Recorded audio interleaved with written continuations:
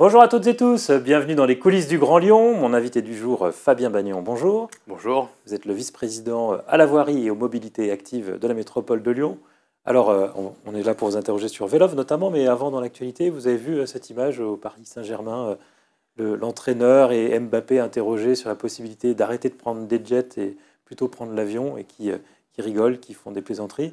Est-ce que vous, vice-président mobilité active, vous allez inciter l'OL à arrêter de prendre le jet privé ? Oui, alors je pense que l'épisode est vraiment regrettable. Voilà, je pense que les choses vont évoluer dans les prochaines années et que cet épisode va y contribuer quelque part en faisant bouger les lignes, même dans les grands clubs de foot de Ligue 1. Donc à l'OL, on pourrait être incité à prendre le train. Oui, je pense qu'il faut y réfléchir. D'ailleurs, nous devons tous réfléchir à nos pratiques du quotidien et comment réduire notre impact carbone. Alors, on vous a invité aujourd'hui pour parler notamment des nouveaux Vélov destinés aux étudiants. Vous avez, alors le nom c'est les Free Vélov, cherchez le nom. C'était réservé aux étudiants boursiers. Vous l'élargissez à tout le monde. Il y avait besoin d'offrir des vélos gratuitement aux étudiants. Les Vélov classiques ne suffisent pas. Alors oui, il y avait une forte demande, effectivement. En novembre dernier, on a ouvert cette offre à la fois aux jeunes en insertion et puis aux jeunes boursiers, aux étudiants boursiers. Et puis il est apparu qu'il y avait une demande des étudiants. Voilà, c'est important d'offrir des solutions de mobilité peu onéreuses, et là en l'occurrence gratuites, surtout dans cette période d'augmentation des coûts de la vie. Et donc c'est réservé aux étudiants. Est-ce que c'est quelque chose que vous pourrez envisager pour les autres habitants ? Alors oui, pour l'instant on élargit aux étudiants, mais il n'est pas impossible qu'on aille plus loin. Il faut savoir que c'est un programme extrêmement ambitieux, puisqu'à terme, il y aura 10 000 Free Vélov mis à disposition gratuitement par la métropole de Lyon. Pour les 120 000 étudiants de l'agglomération. Autre sujet, les vélos électriques, ils avaient un peu disparu, ils sont revenus au printemps. Est-ce que vous ne regrettez pas d'avoir adopté cette solution technique des batteries que les passagers doivent emporter dans leurs affaires, plutôt qu'à Paris où les vélos peuvent être électriques et on les prend directement ? Alors c'est un choix qui a été fait sur le mandat précédent. Oui, il peut y avoir effectivement des réflexions sur ce sujet. Il y avait surtout un problème vous avez technique. Renouvelé le contrat, vous auriez pu rechanger ça ? Non, on n'a pas renouvelé le contrat, c'était antérieur. Mais voilà, on peut regarder, il y avait des soucis techniques, et puis effectivement, on est en train de regarder de demander à JCDecaux de regarder un vélo notamment plus puissant, puisque voilà, sur les collines lyonnaises, le vélo électrique montre certaines limites. Donc du coup, vous pourriez avoir de nouveaux vélos électriques d'ici la fin du mandat ? Alors, il faut regarder, il y a un renouvellement de contrat qui est en cours, donc c'est étudié. Vous a entendu parler de vélos cargo aussi, dans le cadre de ce renouvellement ? Alors, on est en train, alors c'est pas dans le cadre du renouvellement, mais on est en train effectivement de travailler à une offre de vélo cargo. Voilà, puisque c'est un usage qui explose sur la métropole de Lyon. Tous les jours, on voit de nouveaux vélos cargo, notamment à usage familial. Voilà, donc il y a une demande. Et le vélo cargo est vraiment une petite révolution. Voilà, d'ailleurs, on aménage l'espace public, on crée des parkings spéciaux pour les vélos cargo, et puis bien sûr les voies lyonnaises qui permettent un large dimensionnement des pistes cyclables pour que l'ensemble de ces vélos puissent y circuler en toute sécurité. Et je termine sur les vélos. On a aussi entendu parler des vélos pour handicapés. C'était la société Bénure qui proposait ces vélos-là. Vous en avez fait largement la promotion sur les réseaux sociaux. Puis on apprend que finalement la société est en redressement judiciaire et se plaint de ne pas avoir été aidée par la métropole.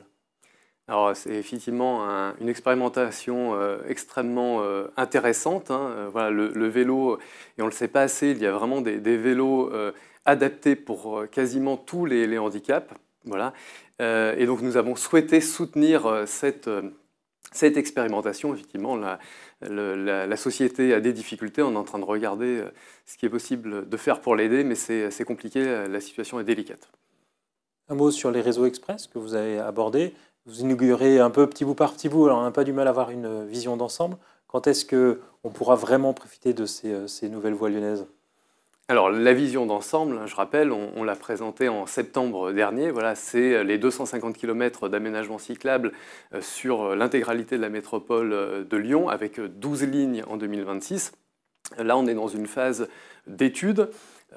puisque l'intégralité des 12 lignes est maintenant en étude. On va rentrer dans une phase de concertation accélérée. On aura 17 tronçons qui, dans les 5 prochains mois, vont être mis à la concertation. Et puis, on a les premiers travaux, puisqu'on a eu, qui ont été réalisés. On a eu 3 km qui ont été livrés, notamment la voie lyonnaise numéro 1 sur le quai Claude Bernard, les quais du Rhône. Voilà, et on a 2,5 km qui sont en cours de travaux. Donc progressivement, et dans une phase d'accélération, on va voir ce réseau des voies lyonnaises se constituer et irriguer à terme l'intégralité de la métropole de Lyon. Un mot, on en a beaucoup parlé depuis cette rentrée du tragique accident trottinette quai Maréchal Joffre dans le 2e, où il y avait déjà eu un accident mortel entre un vélo et une mobilette en début d'année. Est-ce qu'il n'y a pas un souci, je sais que l'enquête est en cours, mais est-ce qu'il n'y a pas quand même un souci sur ces pistes de vélo partagées avec les pistes de bus? Alors, globalement, sur la métropole de Lyon, on a un souci avec l'accidentologie routière. Voilà, il y a beaucoup trop d'accidents. En 2021, on a eu 35 décès tous modes sur les voiries de la métropole de Lyon. Voilà, et c'est un sujet qu'on a pris à bras le corps dès le début de notre mandat, avec cette volonté d'apaisement des voiries, avec la ville 30 voilà, qui progresse largement sur le territoire de la métropole. On a eu Lyon, mais à la fin de cette année, on aura une vingtaine de communes de la métropole de Lyon qui seront passées à 30 km/h. C'est une mesure générique d'apaisement de la voirie, de limitation de la vitesse et donc à terme de baisse de l'accidentalité. Voilà, donc on a une volonté très forte sur ces sujets. Ce quai Maréchal Joffre est déjà en zone 30 et comme à peu près partout dans l'agglomération, on voit que la zone 30 n'est pas appliquée. Alors c'est un peu trop tôt, on saura bientôt quels sont les effets de baisse de vitesse, voilà, puisqu'il y a un effet de baisse de vitesse. Par contre, effectivement, les limitations ne sont pas toujours strictement respectées.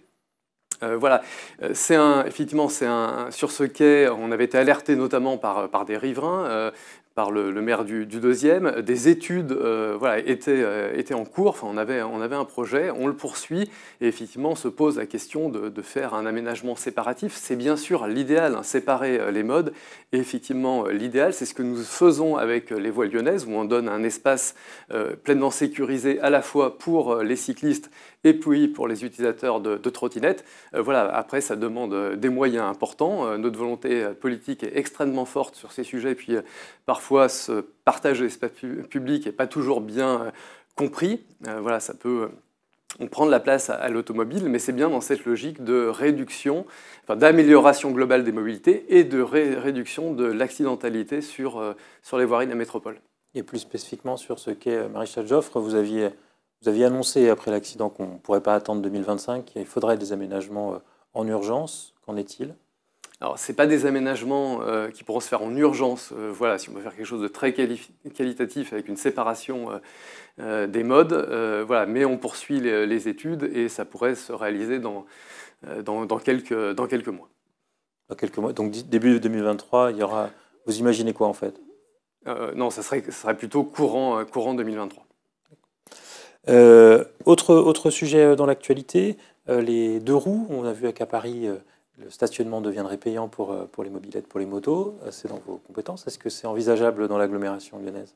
Alors, ce n'est pas une des compétences de la métropole de Lyon. Voilà, c'est bien une compétence des communes. Donc, c'est avec elles qu'il faut voir.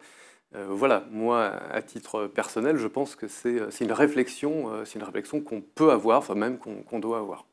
La nouvelle autorité régulatrice des transports ne va pas prendre aussi les compétences de stationnement ? Non, alors ce n'est pas le stationnement en voirie, on est uniquement sur le stationnement en ouvrage. Voilà. Donc pas d'influence là-dessus, vous pouvez que inciter les différentes mairies à le faire. Alors voilà, on n'a pas incité, effectivement, il doit y avoir une réflexion sur ce sujet. Hein. Le stationnement automobile est payant, c'est normal qu'il y ait une réflexion sur les 2 roues motorisées, mais ce n'est que mon avis personnel. Alors, là où je ne me tromperai pas, et c'est bien dans vos compétences, c'est la zone à faible émission. Comme pour la zone 30, c'est annoncé, c'est officiellement mis en œuvre, mais en réalité, il y a peu de contrôle, et donc ce n'est pas vraiment appliqué avant au moins l'année prochaine. Oui, alors c'est là où on a quand même un souci avec l'État qui, d'un côté, légifère sur la création de ces zones à faible émission, ce qui va dans le bon sens, ce qui est une bonne chose. On a décidé de l'anticiper un peu là, sur sur l'étape 5, les critères 5+.